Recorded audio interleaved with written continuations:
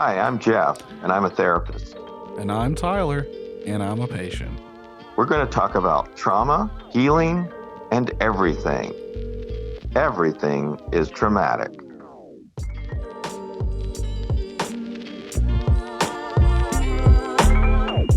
Got it. I got it. I hit the button, Jeff. Hey there. Hi there. Ho there. Whoa there. Wow. Where did that energy come from? Welcome to the podcast. That energy came out of nowhere. I forced the fuck out of it. We were talking a little bit about how the old books aren't very good. How old books are not very good. We're going to jump right into this. This is going to be really like a free associate episode, so you're going to have to work with us here. You're going to have to bear with us. You have to bear with us. So, old books. Why do they blow ass, Jeff? So it's just like some of the books we had to read in like high school or like on college prep list or whatever. Like The Scarlet Letter, it's terrible. I did not like The Scarlet Letter. It's hard to read. Like I'm sure there's deeper meanings or whatever, but I just don't want to read a book about slut shaming. It just seems like that there are these books that are considered classics, and I mean there's new books, right? We don't have to use old books. We could just get rid of the old books, right? I mean, yeah, we had to read like Silas Marner or something. I didn't read that one. Did you have to read Wuthering Heights? No, I didn't have to read that one. This motherfucker wants to dedicate 3 pages to describing a fucking door. Yeah, it's because they didn't have anything to do. Yeah, they didn't have television. Mm-hmm. They didn't have cell phones. They didn't live very long, so it's just like let's write about a door. And then it's considered art or literature because they didn't have a life. Let's see who wrote Wuthering Heights again. Yeah, Emily Bronte's publisher was like, "You got to pad this book a little bit. It's a few pages short. Could you just even if you got to describe." Did you talk about the door some more? We're really... You know, I like what you're going on with this relationship. Could you talk a little bit about the door? We really want to know a little bit more about the door. Honey, this is 1847. People want to know about the door. Could you put more door in it? This whole a little less action and a little bit more door. This romanticism, it's fine, it's great. I don't know if it's gonna catch on. I'm not here to find out. I'm here to learn about the door. Yeah, that's and like Moby Dick. Have you ever tried to read Moby Dick? No. I listened to the Macedon album instead. That's basically the story of Moby Dick, but with metal. I'm not anti-literature in any way, and there are some literature books that are very, very, very beautiful. Mm. But I'm just saying there's new stuff too. There's new stuff, and like, yeah, why the boring books? Like, that was always my thing. Like, it was good to have an English class where the book actually like grabbed your attention. Like when I read 1984, that actually grabbed my attention. And you know, now 1984 is I mean, of course it's older, but it's chillingly it's like it always works in whatever time you're reading it. Mm-hmm. And you know, the part that they don't talk about a lot, the part that like when I read it in high school, like for some reason I was shocked. I say some reason, but like it's a kind of a shocking thing. But the main character is like fantasizing about like having sex with this woman and slitting her throat at climax. Yeah, that doesn't get mentioned a lot when 1984 is What? What are discussed. you Yeah, talking about? there's a part in the book where the main character is talking about having sex with this lady, and he's fantasizing about like slitting her throat at I climax. don't I don't remember that part. I'm looking it up. Are we talking about the 1984 by George Orwell? Orwell? Yeah. We talking about that one? Yeah. I just remember I remember being devastated by that book. Yeah, cuz it's not an uplifting part. It's not an I mean, uplifting. he's still alive, but he is now part of the system. Mhm. Fuck, is there a You, synopsis? I want to find it cuz it's a do you really remember weird part. do you remember how that book ends? It ends with him like essentially being brainwashed and realizing that he loves Big Brother, right? He is writing in the dust of his table or something. He's writing 2 plus 2 equals 5 Mm. because that was sort of the whole idea of that if they tell you if they tell you the falseness long enough, you'll believe it just like you believe the truth. Mhm. Exactly. And then there's a movie of that that's also devastating. Is that the one with John Hurt in it? Yeah, John Hurt is the I forget his name was Wilson or I just had the fucking Wikipedia article up. I it's all right. apologize. No. Yeah, I got it right here. I got it right here. Main character. That's his name. What's his name? What's his name? Winston Smith. Winston. Yeah, because he was in love with Julia. I Yeah. swear there is a section. Someone correct me if I'm wrong. I don't know if I was just imagining it. I mean, But it's a messed up book. It's yeah. a book. It's very much like Brazil, Yeah.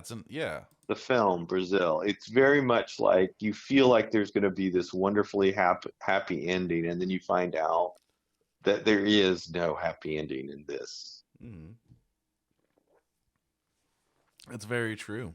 But And that's why I think it's an important book too. it is an important book. Same with Animal Animal Farm Farm. is, Yep. yeah. You fucking beat me to But it.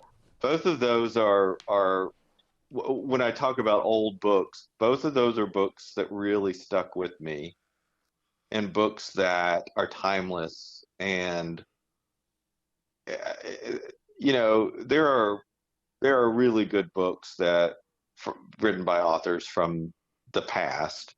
But it seems like every 100 years you should just say, "All right, we're going to start with a new bunch." We're gonna start with a new bunch of books. Yeah, we don't have to go back to read Beowulf. Is there anybody that really cares about Beowulf or I the mean, Canterbury Tales? the Canterbury Tales. I feel like I missed out on. I think I was like out sick when we did that section, and I feel like I missed a really cool bunch of stories, even though it wasn't They're in finished Old right. English. They're not. They're hard to even. You can't even pronounce them. Yeah, but Shakespeare. Do you like Shakespeare? I liked Macbeth. You liked Macbeth. Yeah. You liked his big hit. You I didn't liked like. Macbeth because it had witches and beheadings and armor and Okay, stuff.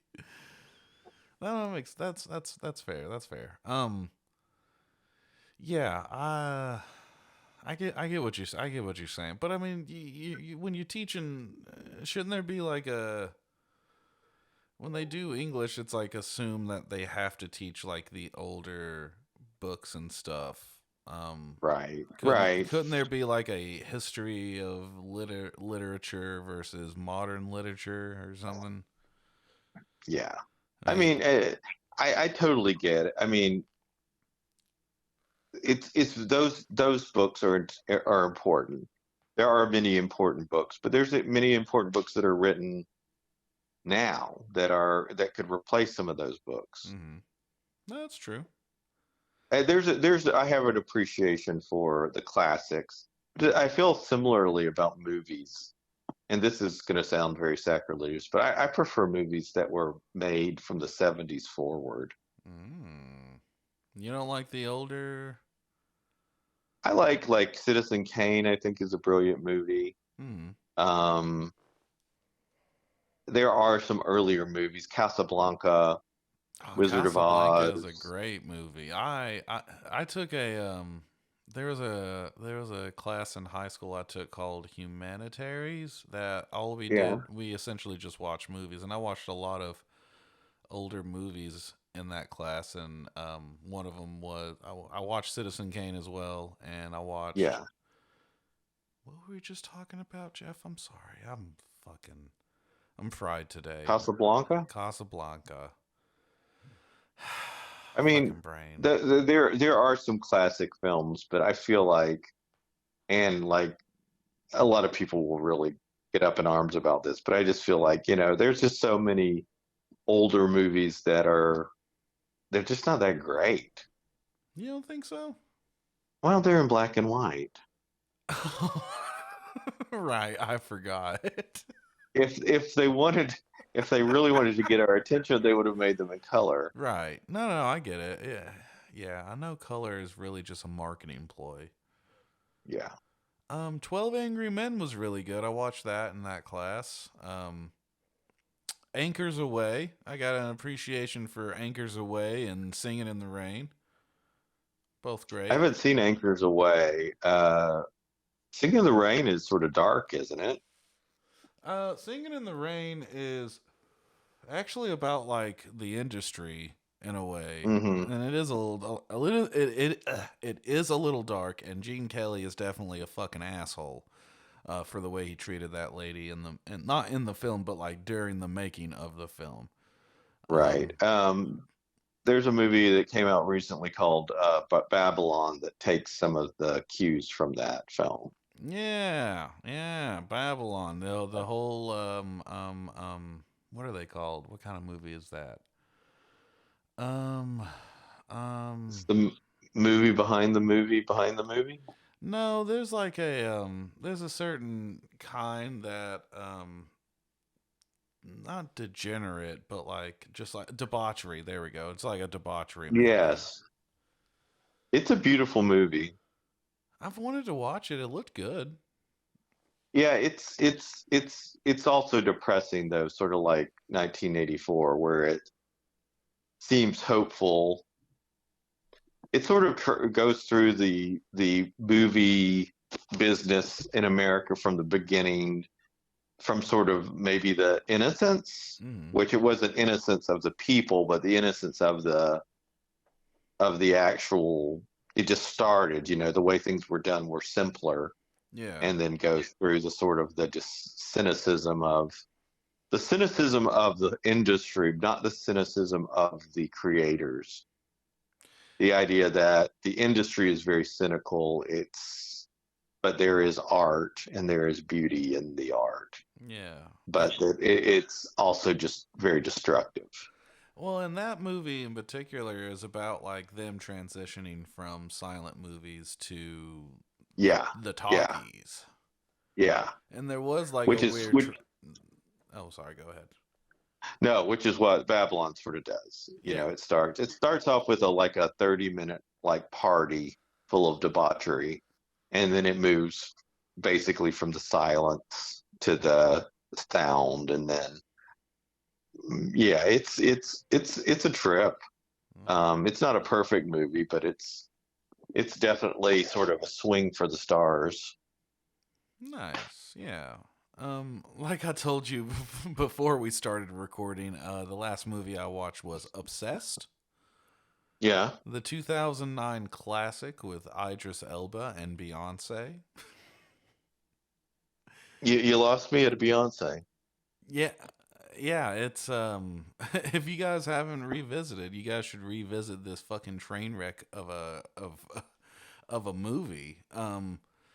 It's I like I said earlier, it's about like Idris Elba getting he has this temp that gets obsessed with him at work, and she ends up like assaulting him at work or at like the Christmas party or whatever, and like it's very dated and it's very much like the toxic office culture of like, oh, her, she's a smoking hot one, and like, yeah, she even does threaten like a sexual assault Mm. complaint on him. Is this like a Tyler Perry film? This is not a Tyler Perry movie. It's honestly it seems like a Tubi movie. It's crazy. And Yeah, Idris yeah. Elba just doesn't he needs facial hair. He needs something on his lip or He's something. he's he's talented. He's great. He's the one that carries the whole fucking movie. If it wasn't for Yeah. Idris Elba, it would be a train wreck. This is sort of symbolic of what we're talking about, I think, is that um, whenever there becomes money to be made from something, it can be ruined. And so it's just like somebody's sitting there and it's like, how can we get Beyonce in a movie? She's really good singer. Oh, here's the thing. She's selling lots of albums. So how can we get her in a movie so that we can, bring in the her fans to come see the movie? Okay, so I went and looked up some stuff about the movie. For one, this movie was executive produced by Magic Johnson Okay. and Beyonce. Originally, she was just producing it, and they were looking for like who could be the who could be Idris Elba's wife, and Mm-hmm. um someone suggested like, well, why not Beyonce? I mean, she's trying to. This was like in the period where Beyonce was like she wasn't as big as she is now. Like Okay. this was like after Destiny's Child, and like she is bigger. Don't get me wrong, but she had just did Gold Member a few years prior to this. You know, like Gotcha. This was sort of the beginning of her possible film career. yes, yeah, and she really fucking shoots She herself in the ruined it. foot. Yeah, she does. Fucking a. She. But I think that's the cynical part about, so like sometimes it's just like we don't even really have a story. So how can we get Beyonce in a movie? So let's put Beyonce and Idris Elba and Pauly Shore in a film. Let's package that together. Polly, sure. I don't know. That just came to my mind. But I mean, it's just like we want to put these three people in a movie, and so we don't worry if there's a movie there. We just we want to be able to put them three on the screen. Hmm. Yeah, it's very And much because a. there's an album Oh, coming out. oh, sorry. Because she has an album coming out. That's called Obsessed. Yes. Did she really? No, no, Oh, not at all. The that movie won the 2010 Best Fight Sequence at the MTV Movie Awards. Um, Obsessed did? Obsessed did, yes, yeah. There's a big final scene between Beyonce and the Obsessor. I've never heard of this movie. Was it a Hollywood movie? It was a Hollywood movie Released to theaters? released in theaters. Was it made 70 million at the box office on a budget of 20 million. Okay, so it was a success. It was a success. The critics hated it, but it was I've never heard of here we this go. movie. It grossed 73.8 million against its $20 million budget. Hmm. It was a success. That's Hmm. crazy. I mean, it's basically it's Fatal Attraction. What could we do with $20 million, Tyler? I I could do a lot with $20 million. I could live off that for the rest of my short life. Isn't it?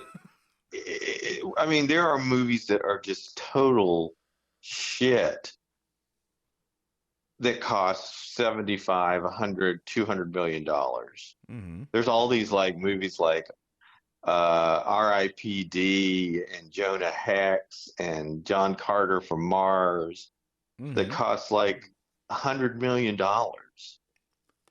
and they're terrible. How does that happen? Well, I mean, how do you know you're going to make bad art when you're making it? When you're just making something, how do you know it's going to be bad? I think it has to do with the way the Hollywood system works. It is.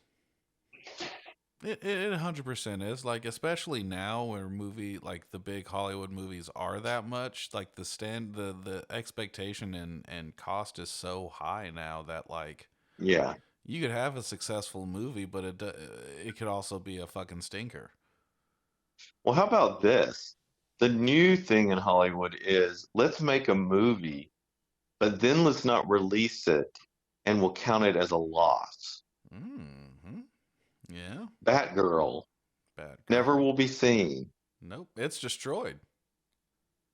I don't know if they destroyed it, but it can't be seen because they used it as a loss. Hmm. There's a movie called Coyote versus Acme, which is the same thing. A $75 million movie. And They're but just put it they're just gonna put it in the vault. that one I heard was actually pretty good. Yeah. Like Batgirl, But does anyone really have high hopes for Batgirl? no. But I mean it had like Brendan Fraser and I think Michael Keaton was in it. It might have fucked both of their careers. It's just like so how about not making the movie if you're not gonna show it? That's Can you but imagine like the we get our big break. mm, We're in Tyler and Jeff versus the world. okay. And then the movie gets made, thousands of people work on it. It gets finished, and the studio goes, "Nah, we're just going to shelf it. Mm. Nobody's going to see it." But it happens all the time too. Well, they stop stuff. They finish. They don't ever like a lot of. I think the whole idea is that you think like the way a movie works is just like, but a lot of times movies are in development or pre-production, and then they get like canceled. Yep. They Hmm. they were going to make it. We're going to make it. We're going to make this movie Yep. with Robert Redford and Yep. It gets Pauly stuck. Shore, It gets stuck and in then development hell yeah, and then it like doesn't get made. because it's And then fucking. like 20 years later, they make it with somebody else in Pauly Shore. Yep. That's I don't good. think I'm just too sensitive to deal with that kind of. The whole thing is like when you're a kid or you're dreaming and you're just like, okay, so you get if you sell a script or you make a movie or you get to star in a movie, you're set. But that's not how it works. Mm-mm. You could sell your project and it never ever gets made. And then No. once they buy it, they own it. So you can't make it. You can't send it somewhere else because they own it. Mm-mm. But you also just to give you another side of that, you can also get a situation where you sell off the rights to your script and get paid for it, and then they sit on it, and then that lapses and the rights revert back to you, and you could sell it to someone else, and again they could either make it or just sit on it, and you've just been Right. paid twice for it. I'm not saying that as a that's a positive side of it, but I agree that the Right. whole like system of like all of that is tricky and intentionally made confusing to I mean, that's the whole legal system to us is like it's intentionally made convoluted and tricky. That's why we have to Right. have people like represent us who know it, Right. whose sole focus is to know it. Right. Um Right. Exactly. and it's a miracle that any movie gets made, in my It is a opinion. miracle that any movie gets made. um, If you like that Superman Returns with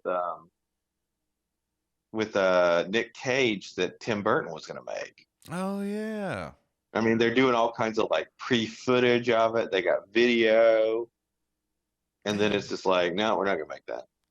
man, this is crazy because I've been on a lost media kick too. That we're bringing up like movies not being made and whatnot. Like, and there's just so much of like we have so much stuff that has aired, that has happened, that is like just lost to the Yeah. sands of time.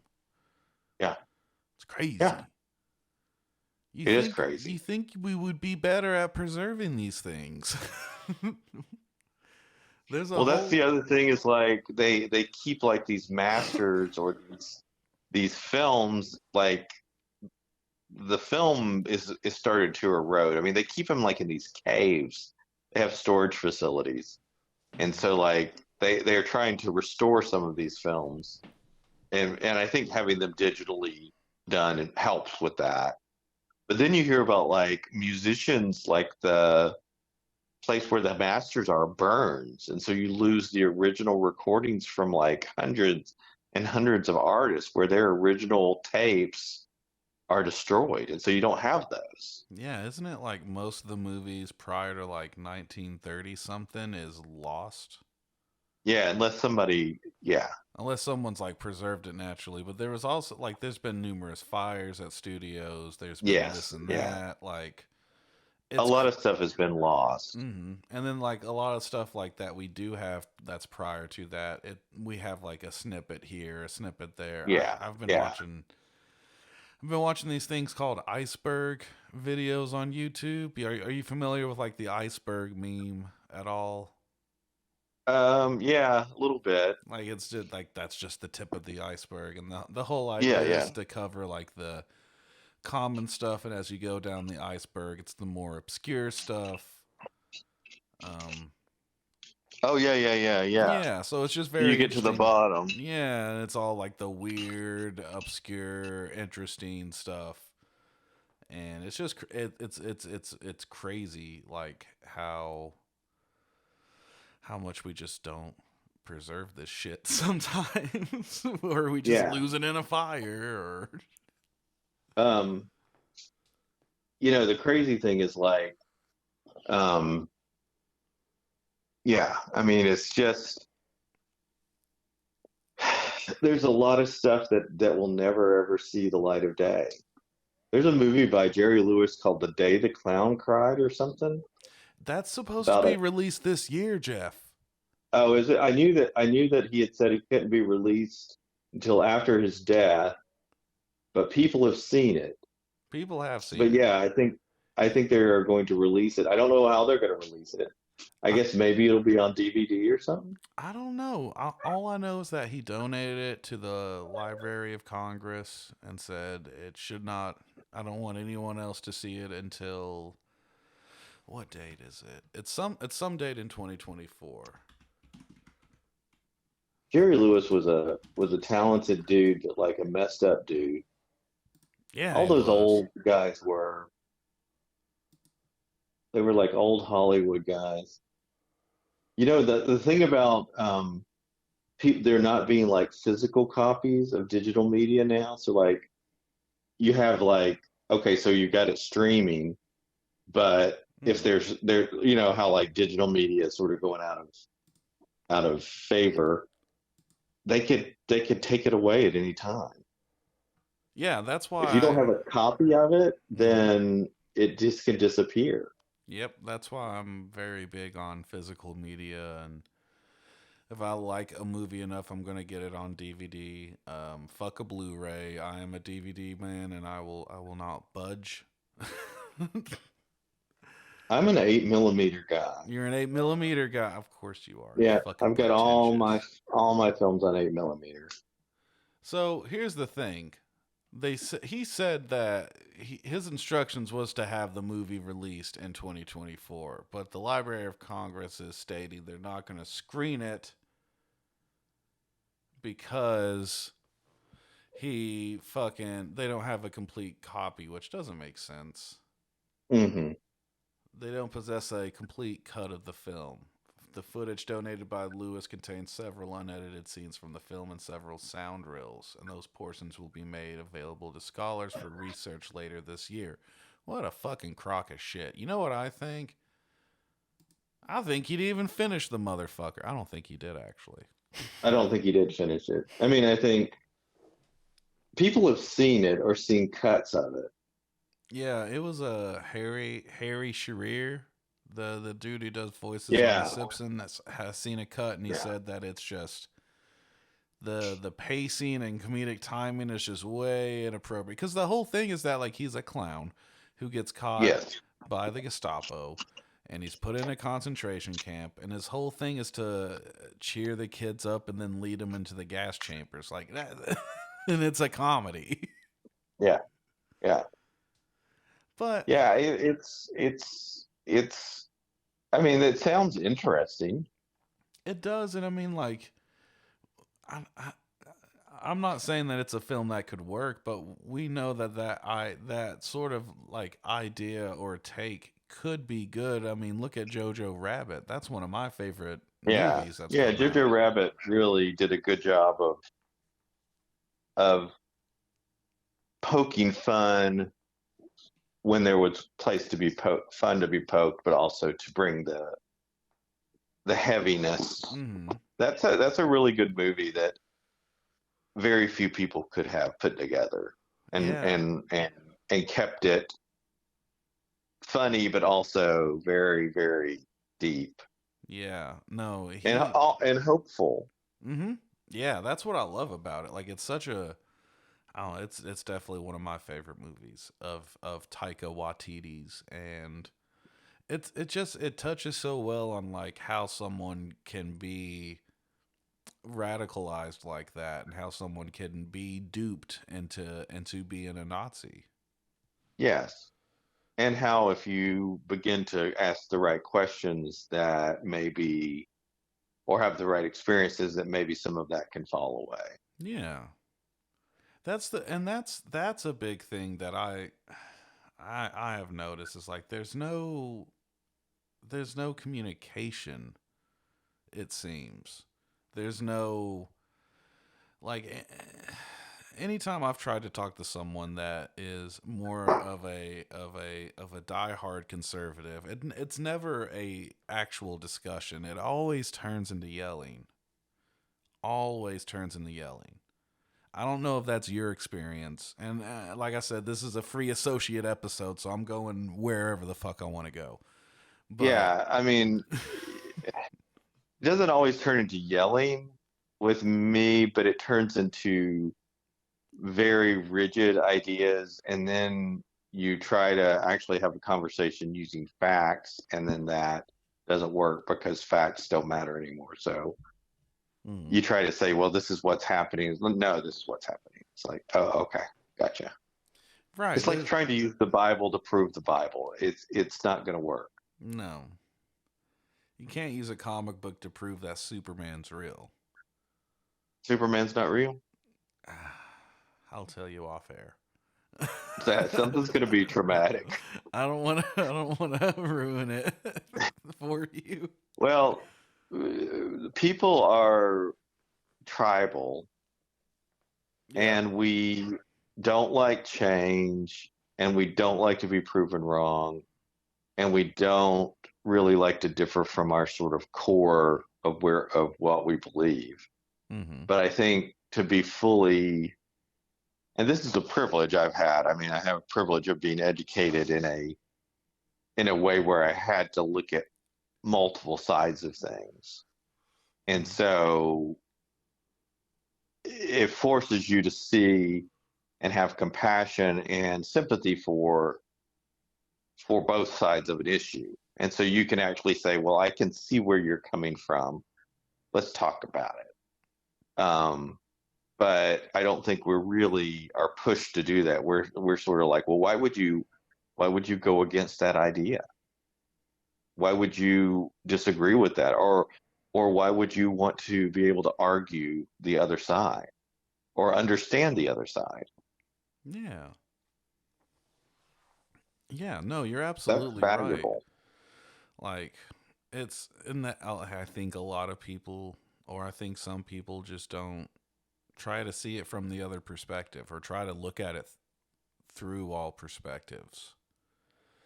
They're very rigid, like you said, rigid in their thought. Like, this is the fact. It's facts over feelings, even though their fact is not based on any fact. Yeah. It's based in a feeling.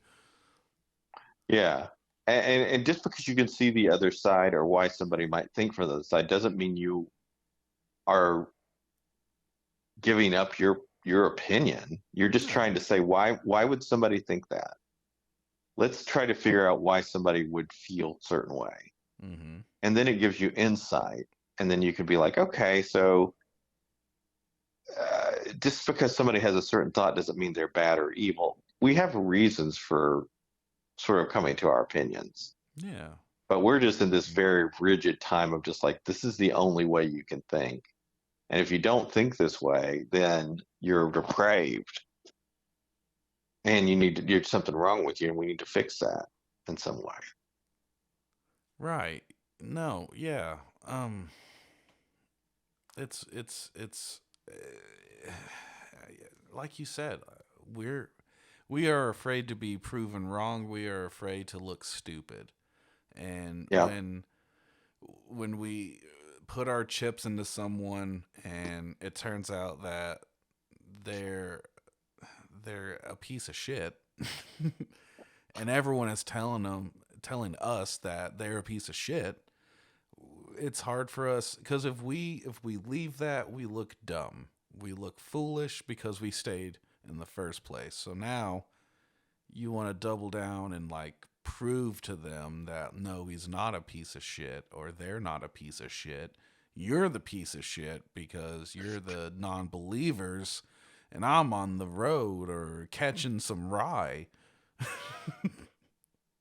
So like when I was growing up in college, John Lennon became one of my heroes. Mm-hmm. And so the church people I'm around wanted to really harp on what a troubled life he had and all the things he did wrong, to dismiss the idea of why, because a lot of people look up to him. Mm-hmm. And there's a lot of this that goes on. It's like, oh, why you can't, why you should. Oh, he's, this and he's that. And it's like, yeah, he is. He's a very imperfect person.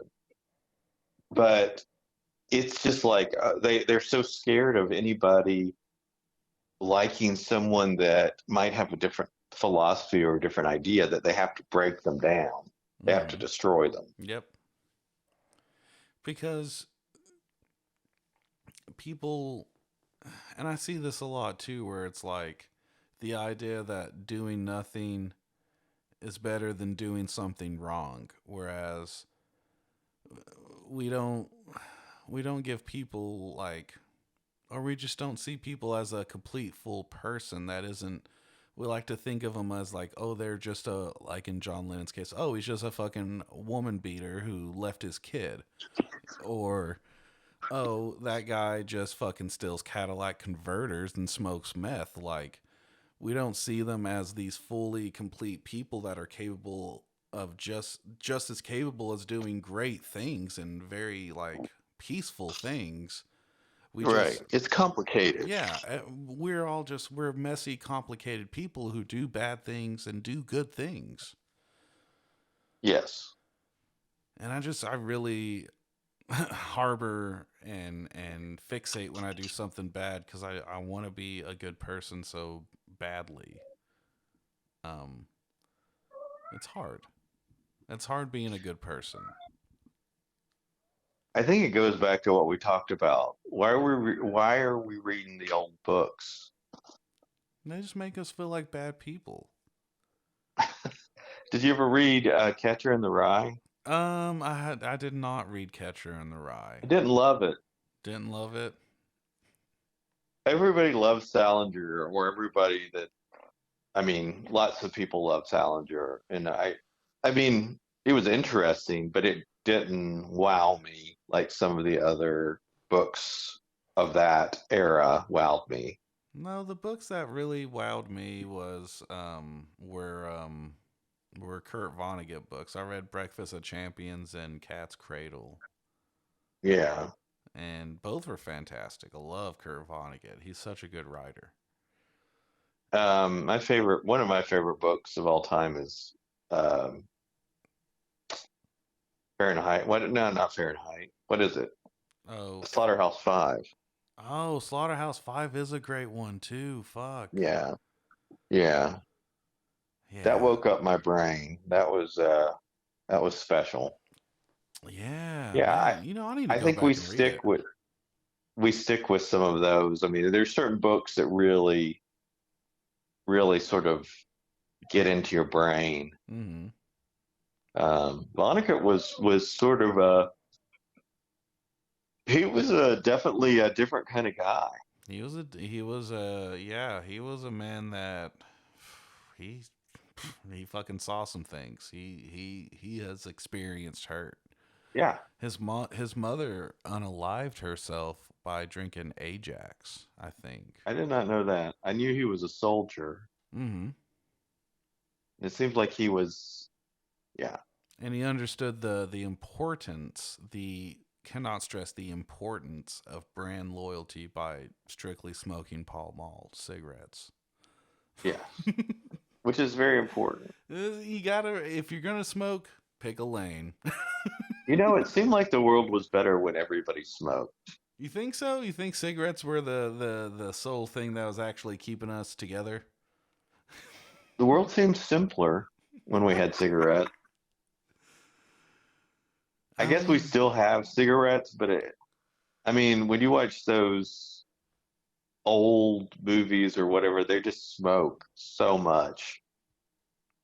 I know it's kind of hard. Everybody smoked. It's kind of hard to watch them sometimes. It makes me want to smoke. You know, I only it's been one full year. It's been a year and a month since I've last had a cigarette. I'm sorry to bring that up. Why are you sorry to bring that up? Well, I don't want to taunt you. You're not taunting me. Sandy smokes. Like, Oh, it's okay. fine. I get a craving sometimes, but mostly I smoke in my dreams. You know why you get a craving, right? Because Why? they're addictive. They are addictive. People smoke in Europe a lot still, though. Yeah, I'm sure they don't have as many additives. No. There's a lot of additives that America has, like in Mountain Dew. Mountain Mm-hmm. Dew, like the way we drink it, is not legal in Europe. Some of the dyes, Yeah. some of the chemicals are like illegal everywhere else in the world. Yeah, well, where they ban those chemicals and those chemicals, we see money over here. Yeah. Jeff, That Mountain Dew has to have that color or it can't work. then it ain't Mountain Dew if it ain't got that Mountain Dew It's color. Mountain Don't. It's Mountain Dew. That's what we're trying to say. It's Mountain Don't take Dew. our Mountain Dew from us. We're Americans.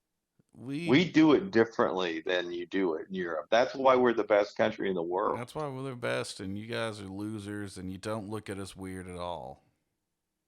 Exactly. Jeff, I That's why think. you've got, well, let me say this one thing. That's why Oh, here we go. you've Bring the got spice. health care and we don't. Yeah. It's because of Mountain Dew.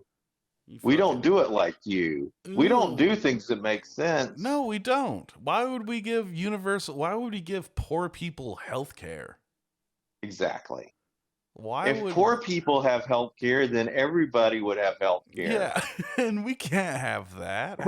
We cannot have that. We can't have that. That's I why. think that's what's traumatic is that America is all about disunity Yep. and the haves and the It's have-nots. so crazy. It's so crazy that it seems like America wants to take its entire populace and make it so desperate that it's willing to do anything just to scrape by, which means getting exploited and then getting caught up in your own shit to where you can't even make a change.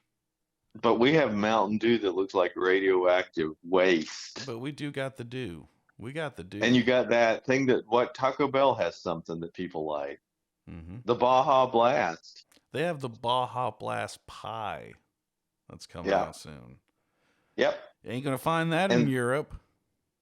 that's why America works. Because we distract the poor and the have-nots with Baja Pie.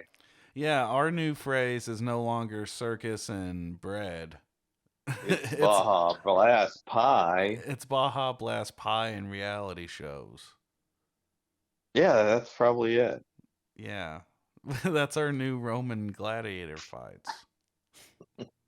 Jeff, I'm glad you stopped me from closing out the show because we got some good stuff out of that last little. We squeezed that American We lemon. squeezed something out of We there. squeezed something out of that. There was That some squeezing. we hadn't reached our logical conclusion until we fixated on that. I I agree. know that sounds sarcastic, but I mean it.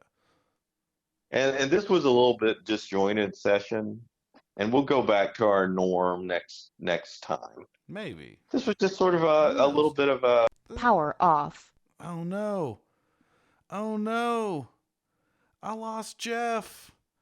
Guys, I lost Jeff. But Jeff, you're not on the thing anymore. The thing died. What died? The tape? Yeah, no, my Bluetooth thing that I use, it died. Oh, well, we got most of it, right? Yeah, we got most of it. We're gravy. We're fine. Then that's good. That doesn't matter. It doesn't The matter. rest of it doesn't matter. Yeah, and I got you against the mic here, so we can sign off on that note. We can sign off, or we can just have me disappear, never to be heard from again. And Jeff was shortly replaced after this episode. You just introduce a new person and never mention me Jeff. again. Just do like at the beginning of it, just like distort the voice to be like, "Hi, I'm insert name here." Hello, I am Jeff Snell. Or I could just act like it's a different person, but just act like it's still you. That's even better. That's pretty good. That's more 1984-ish. Yeah, and that's when Tyler realized he loved Big Jeff. All right. Thanks for listening. And this has been everyone at Everything's Traumatic. I'm Tyler. I'm Jeff. And as always, take care of yourself and read a fucking book from this century. Yeah. From the 20s. From the 20s.